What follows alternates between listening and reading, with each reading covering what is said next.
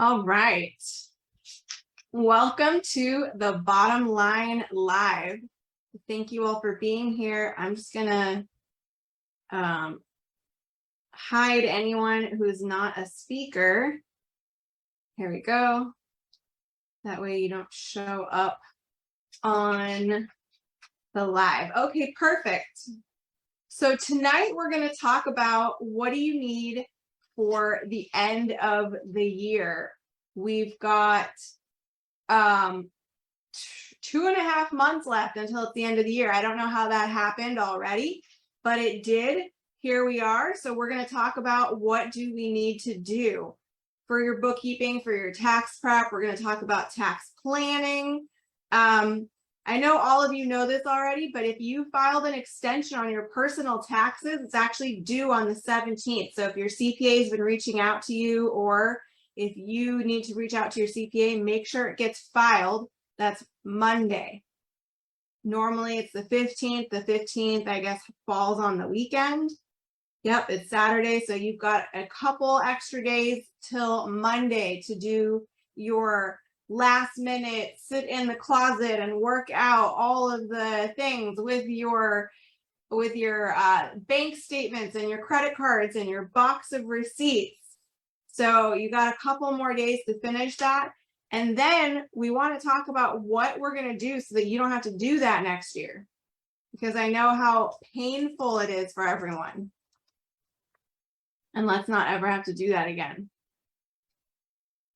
So what are we going to do to make sure that that doesn't happen again? What is the thing? All right. So we've got a couple of different things here, right? You've got, for all my businesses, you have your business books, you have your personal books. What is your CPA gonna want? What is your CPA gonna ask for? That's what we kind of have to determine, right? And what do you need to do so that next year is not insane? Like, how do we make it so that you can just have a peaceful tax time for once? What do we do? How do we make that happen? Okay, so there's a few things to know. One is bookkeeping. Obviously, I own a bookkeeping firm. I am a bookkeeper. I've been doing bookkeeping almost 20 years, so I talk a lot about bookkeeping. But why do I talk a lot about bookkeeping? Because bookkeeping is basically your basics. It's your backbone. It's your fundamentals. If you have bookkeeping, then you can do all of the other things that you need to do. If you don't have bookkeeping, you can't do anything. So that's the first thing that you really need to make sure you have. And if you just barely figured out your 2021, now is the time. Let's get your 2022 caught up. So by the end of 2022, it's all caught up and it's perfect and it's ready and it has a bow tied around it. If you're at a place where you're ready to hire someone to do that for you, then reach out to us. If you want to keep doing it yourself and you just need some training, reach out. You know, I can do a consultation. I train business owners on how to do bookkeeping and how to use QuickBooks all the time. So wherever you're at on your journey as a business, reach out. We can help you. If you're an industry that, you know, we don't do bookkeeping for, like we don't do bookkeeping for brick and mortar stores, we don't do bookkeeping for restaurants. Personally, my company doesn't. I have referrals, so you can reach out and I can probably find you someone who does do that. Let's say you're using a different software. We use QuickBooks Online. If you're using a different software, I know people who specialize in the other software. So seriously, reach out and I want to be able to help you. What do you need to do for your bookkeeping? So we've talked about this before, but one of the first things you need is a profit and loss. How do you get a profit and loss? When you're using QuickBooks, which I know most of you are, you go into your QuickBooks, you go into the banking page and you categorize everything. You say, okay, this was marketing, this was for rent, this was an office supply, this was a travel expense for business. You categorize it all, and what that does is it creates it, it puts it into your profit and loss statement. Now you get a profit and loss statement. At the top shows all of your income, and it shows any cost of goods or cost of services, and then it shows all of your expenses, and then it shows your profit. At the end, what you want to be able to see is your profit. because that's what you're going to be paying taxes on. You're not paying taxes on your income, you're paying taxes on your profit. Now, the next thing you need is your balance sheet. Your balance sheet, also, when you categorize all the transactions, mostly you'll have a balance sheet. You also want to reconcile your books to make sure it matches your bank account. So the balance sheet will show your bank accounts. It'll show what you paid yourself for the year. Sometimes I run into this, people ask me, how come it shows that I have this profit, but I have no money in my bank account? Because profit does not equal money in the bank account. Profit equals money that the company received that didn't go towards a qualifying business expense. If you paid it to yourself personally, like you transferred it to your personal bank account and you used it, that means that it was profit. If you paid personal expenses with it, it was profit. I know it's not in your bank anymore. So you're like, well, what am I paying taxes on? It's not in my bank anymore. No, you spent it, but it was profit, and therefore you have to pay taxes on it.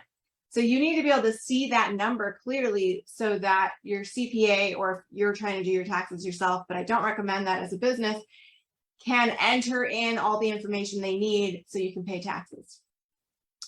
What's the next thing you need? Last year, or beginning of the year, the end of last year, I talked about this a lot, 1099s. So 1099s are due January 31st. So if you pay contractors, which a lot of small businesses do, you have to make sure that you have a W-9 from them. A W-9 is a very simple document. It's a piece of paper that they fill out that has their name, their address, their tax ID, and what their business type is. So you need that information so you can issue a 1099. I always tell people that they should have as a policy that before they pay a contractor, they should get a W-9 from them from the beginning. Sometimes it's harder to get them. Maybe you're not working with them anymore. Maybe you had a falling out. Maybe they moved out of the country and now you have to get a W-9 at some later date. It can be harder to get. So I always recommend doing it as soon as you pay them. Like before you issue the check or the payment, you get a W-9 from them.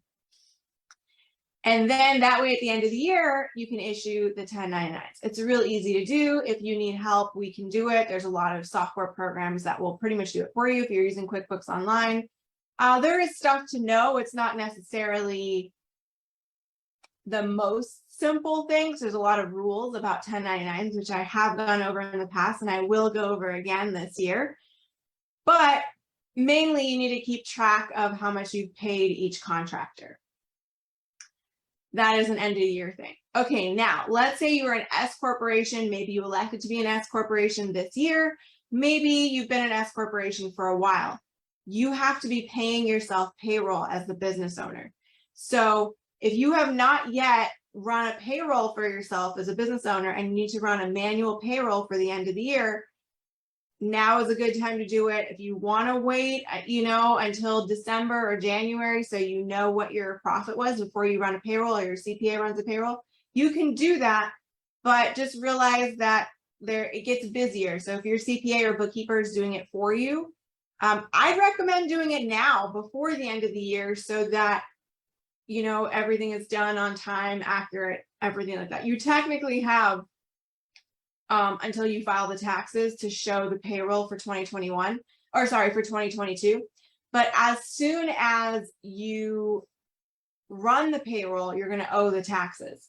So if you have an S corporation and you're making okay money, I would recommend setting up a payroll so that you're just running payroll every month. And that way it helps you on your cash flow, because your taxes are going to end up being, roughly 30% of what you pay on payroll to yourself. That includes employer taxes, employee taxes. So if you think about it, if you pay yourself, if you run a payroll for 100,000 at the end of the year, you have to have something 35,000 available to pay taxes right away. And if you spent all that money, you didn't put aside money for taxes, it gets difficult. So I recommend really doing a payroll every month to keep it simple, keep your cash flow going. But if you didn't do that, just make sure, and you usually do a once a year payroll or something like that still, because your CPA recommended. Now is the time to start getting going on that. As soon as the CPAs are done filing the personal taxes, I mean, they might take a week off, but after that, it's really tax planning time. So that's the time to sit down with your CPA and work out, if you do a once a year payroll, which I don't really recommend, but some companies do that when they're still smaller. How much should you pay yourself in payroll this year? What can you do to save yourself money? Do you need to invest in a 401k? Do you need some other retirement set aside? Do you need to buy a qualifying vehicle? Like, what can you do before the end of the year to save money for 2022 and to set yourself up for 2023 to owe less money? So now is the time to do all that stuff. And I'm going to go over it in a little more detail, but that's kind of the summary. Like, what do you really need for the end of the year? If you don't have bookkeeping, and I know I say this every week, but you can't do tax planning, you can't do taxes, you can't do 1099s, you can't do payroll even, really, without bookkeeping. So that's really, really, really the first thing you need. And again, if you need any help on it, reach out. We can help. Okay, I'm just going to stop and check if I have any questions on Zoom. I don't have any questions on Facebook Live. And this is our favorite topic, taxes, bookkeeping. Is there anything else you'd really rather talk about on a Thursday night? Okay, so if you're in my Zoom, feel free to ask any questions. You can put them in the chat and I will answer them. And there are no stupid questions. So if there's anything you want to know, feel free to ask. And same with if you're watching this on QuickBooks Live, QuickBooks Live, Facebook Live, see where my brain's at, QuickBooks. And if you are seeing this later and you want to ask any questions, feel free to reach out. You can comment on the video. You can email me, maya@solvencynow.com. You can find me on Facebook under Maya Weinreb, or under Solvency Now, on LinkedIn under Maya Weinreb or Solvency Now. LinkedIn was actually really mean to me recently, and I don't know why they shut down my LinkedIn account, so I just started a new one. So I think I have like 10 followers now. I had like 11,000. It's very sad. I lost all of my whole network on LinkedIn that I've been building for years and years, but I'm starting over, so you can still find me there. But and if anybody knows why LinkedIn does those kinds of things, let me know. Okay, we have a chat. We have a question in the chat. If you're considering tax planning services from a full service agency, how much should you expect to pay right now? My CPA is just doing tax preparation. Okay, that's a very good question. And I think that's going to depend on which company you're using, what your revenue is. I know if you're using Tax Hive, they have a little calculator that you can type in your revenue and it'll tell you how much they charge. They're not inexpensive. And the more your revenue is, the more expensive it's going to be. There's some CPAs that charge just a consultation at like $450 an hour in order to do tax planning. It really depends. There's all different prices, but that is a good question. And I definitely recommend reaching out to them, but the first thing they're going to ask you for is numbers. So make sure you have numbers to give them. You need that bookkeeping in order to have numbers to give them. Good. So is there anything in specific of the things that I went over? Okay. 250,000 revenue. I think Tax Hive charges about $2,000 for that, which includes the tax filing and tax consultation. I think I'd have to go look at the calculator, but I think that's what it is. And again, if you went to, some other CPA, they would charge you their hourly rate, $350, $450 an hour. And it's going to be probably just an hour or two. So yeah, check out their calculator for sure. That's who Jerry and I have been sending to recently. Of course, it's like literally at the tail end of tax season. So you aren't going to get a chance to talk to a CPA in the next few days for sure, but their customer service team will contact you because they will. But there's no way they're taking more tax filing clients for this season because it would be crazy. Okay. Evan says, and that's the bottom line. Yeah.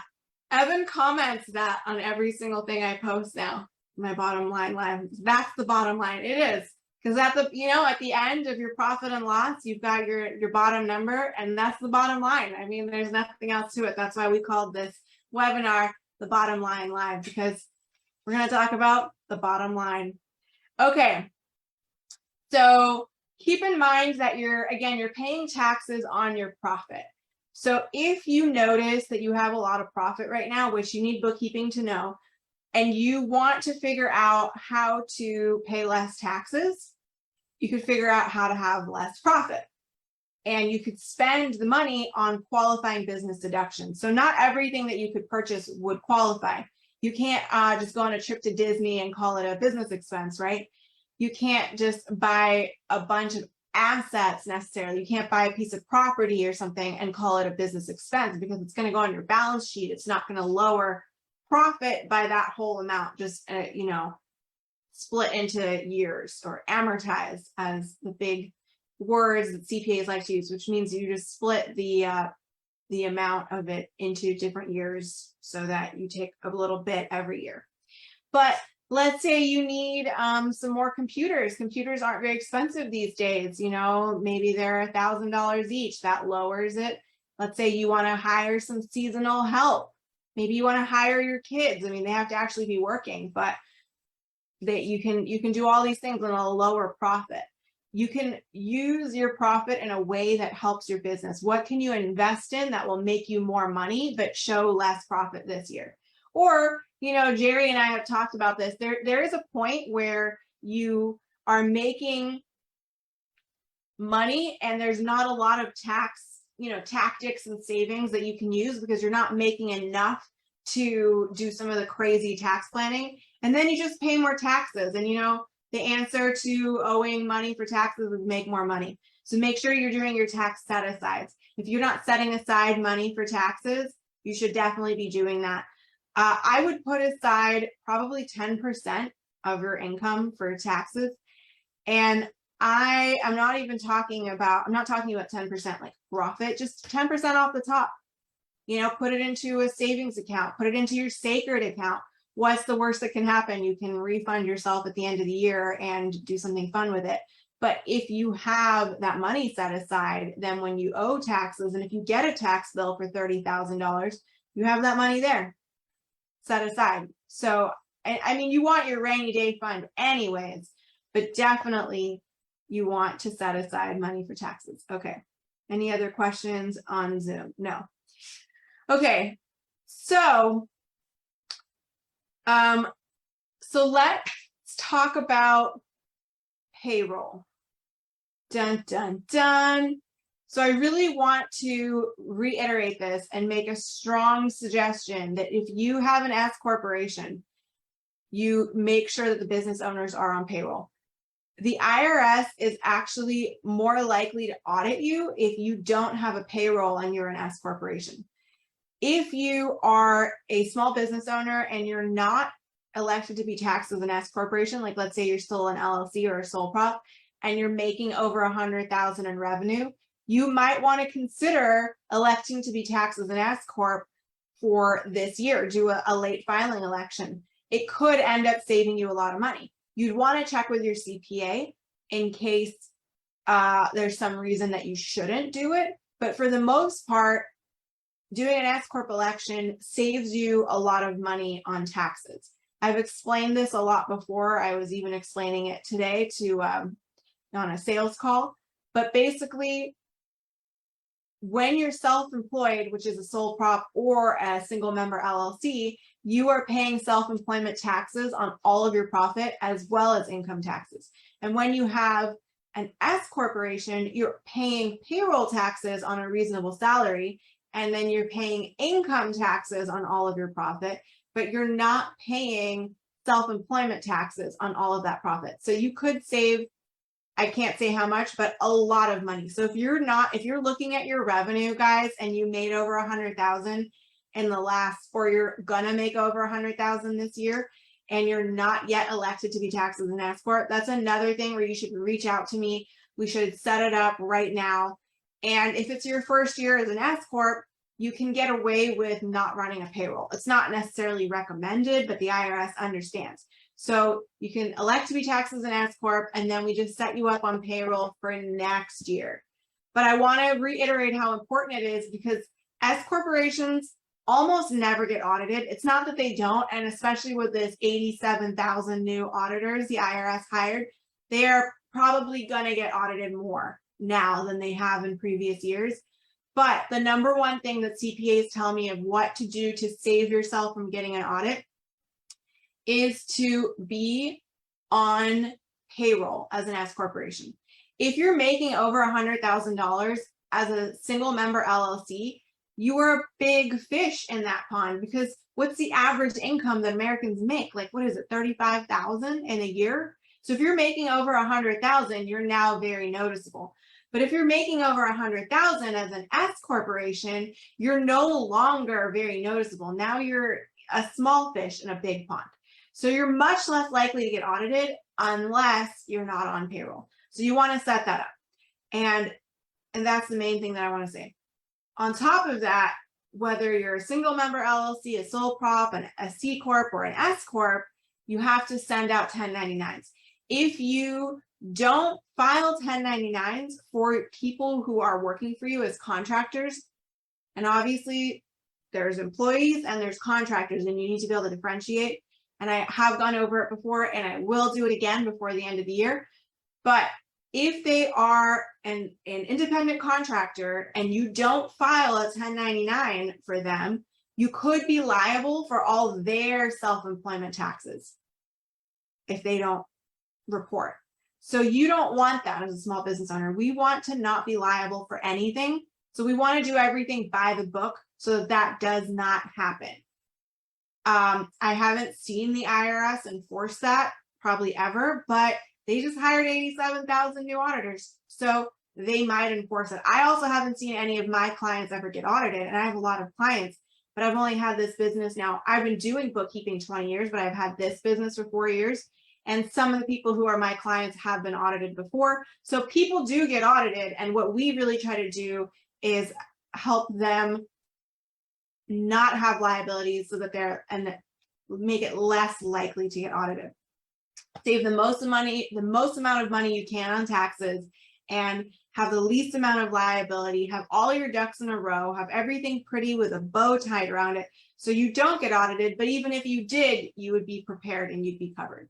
So now that it's getting towards the end of the year, I really want you to think with, what are we going to do for 2022 so that 2022 taxes are super easy, so that all your ducks are in a row, so you don't have to have a headache of sitting in, hiding in a room with a box of receipts and bank statements, and you don't have to do that this year. Let's have this be the last time you ever had to do that was for 2021, if you had to do it for 2021.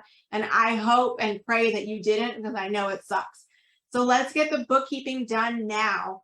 Let's get everything. You get the bookkeeping done, payroll is easy. 1099 filing is easy. Tax planning is easy. And you need to do all of these things. Tax filing is easy. So the bookkeeping is the very, very first basic. Regardless of how big or small your company is, you need it.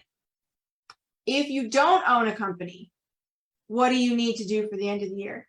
You still need bookkeeping, basically, but on a much smaller level. You need to keep track of your medical expenses, your childcare expenses, your charitable donations, but there's a lot less to keep track of because there's a lot less deductible when you don't own a business. When you do own a business, you can get a lot of deductions, and you can make it so you owe a lot less on taxes. Or if you are an independent contractor, even if you don't consider that you own a business, even if you consider that you're a freelance, contractor or whatever, same difference. You own a business, the business is your freelance contracting. So you keep track of all of your expenses so you don't pay more taxes than you have to. You keep track of all the receipts. You keep track of every time you take a client to lunch, every time you pay for software, whatever it is. You get business cards printed. You need to track all that. If you work from home, your home office expense.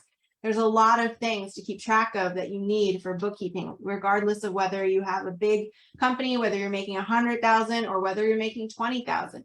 You need to keep track of all these things. And if you need any help, please do reach out, whether you just need some training or you need bookkeeping. Okay, so let me check one more time if we have any questions.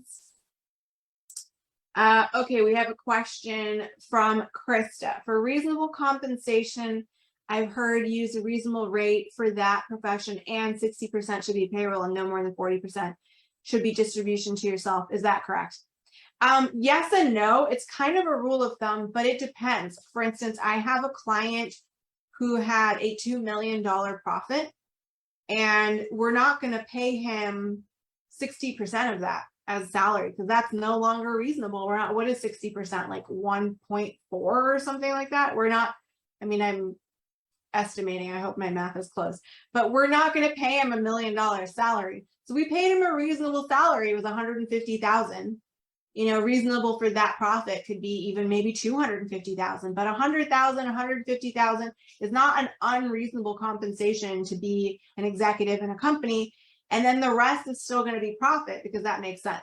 But let's say you have $150,000 profit in your company. Would it make sense to take about 50% of it or about 60% of it? Sure. But again, it needs to be a reasonable salary. So you can look at what do other people doing that job. Like, let's say you're the creative director or you're the CEO of your company. What do CEOs of that size company make? 60,000, 70,000, 100,000. So you just kind of have to really use reasonable salary. There is a compensation study that can be done. There's probably a form for it, you know, the IRS has, but personally, I use reasonable salary, reasonable compensation as what that means. Okay, this is 100 to 125 revenue business, about 75 profit. Yeah, you could take, I think you could take about 50% and be fine. You know, again, you have to look at what do other people for that size business on that position make, and you can look it up online. But of course, you can't pay yourself more salary than there is profit. So if you made zero profit, I guess it would be a zero salary, you know what I mean? So, or it depends on what you spent it on, I suppose. But if there's a company making money, then you have to pay yourself. But yeah, that's something that a lot of CPAs will use, that 40 to 60% range, but it really depends because again, what if your profit, what about next year when you make $3 million and your profit's $2 million? Are you going to pay yourself 1.5 for salary? No, you are not, because you don't want to pay that much taxes. You're going to pay yourself a good, reasonable 100, 150, 200,000 salary, and the rest is going to be profit that you are only going to have to pay income tax on and not self-employment tax on. Okay, awesome, good. So anybody have any other questions, feel free to comment. You can email me at maya@solvencynow.com. You can go to my website, solvencynow.com. You can find me on Facebook under Maya Weinreb or solvencynow.com, on LinkedIn, Maya Weinreb, solvencynow.com, Instagram under solvencynow.com or Solvency Now Bookkeeping something. And we have a TikTok channel where we have quotes and tips, and we're doing even more stuff under Solvency Now Bookkeeping, so you can check us out. And I do answer all of my messages and emails, and I will set up a consultation if that's what's needed. If it's easy, I will answer it. Michael asked, did you record this? Yes, it'll be on YouTube, and it'll be also, where else is it? It's on YouTube, and it's on Jerry's YouTube. Both of us post it afterwards. So you'll always be able to see the whole thing.